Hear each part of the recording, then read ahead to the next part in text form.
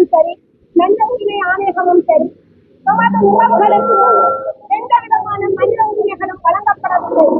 ஒரு யுத்தம் நடந்து முடிவடைந்த பின்பு கையில் ஒப்படைக்கப்பட்ட உறவுகளையும், காணாமலாக்கப்பட்ட உறவுகளையும், விசாரணைக்கு அழைத்துச் செல்லப்பட்டவர்களையும், கொல்லவேனும் கடத்திச் செல்லப்பட்டவர்களையும் தான் நாங்கள் என்ன நடந்தது அவர்களுக்கு என்று கேட்டுக் கொண்டிருந்தனர்.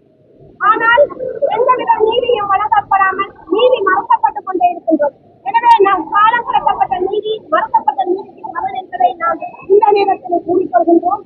எனவே நமது உரிமைகள் மறுக்கப்பட்டுக் கொண்டிருக்கின்றது. தொடர்ச்சியாக நடமாட சுதந்திரம் இல்லை, கருத்து சுதந்திரம் இல்லை, நமது உரிமைகளுக்காக போராடுவதற்கு கூட சுதந்திரம் இல்லை.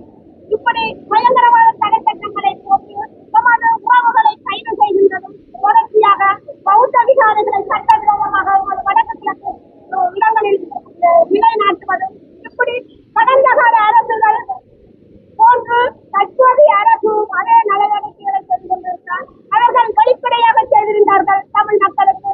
இவர் மறைமுகமாக பௌத்த பிக்குகள் மூலம் பௌத்த விகாரிகளை, புத்தர் சிலைகளை அங்கங்கே வடக்கு கிழக்கு தமிழர்கள் வாழ்கின்ற இடத்தில் அங்கங்கே சிலைகளை நிறுவி அவர்கள் மிகவும் ஒரு இனக்கலவரத்துக்கு உள்ளாக்க செய்கின்றார்கள். அவர்களே நம்மை இன்று எமது உறவுகள் உரிமைகள் மறுக்கப்பட்ட போதுதான் அவர்கள் கட்டாயமாக ஒரு ஆயுத போராட்டத்துக்கு திணிக்கப்பட்டார்கள்.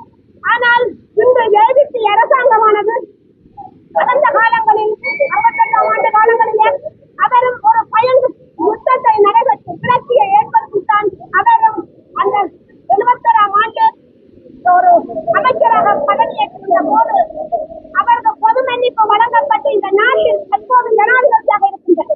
அதே போன்று அவரும் ஒரு பயங்கரவாதியாகத்தான் இருக்க வேண்டும்.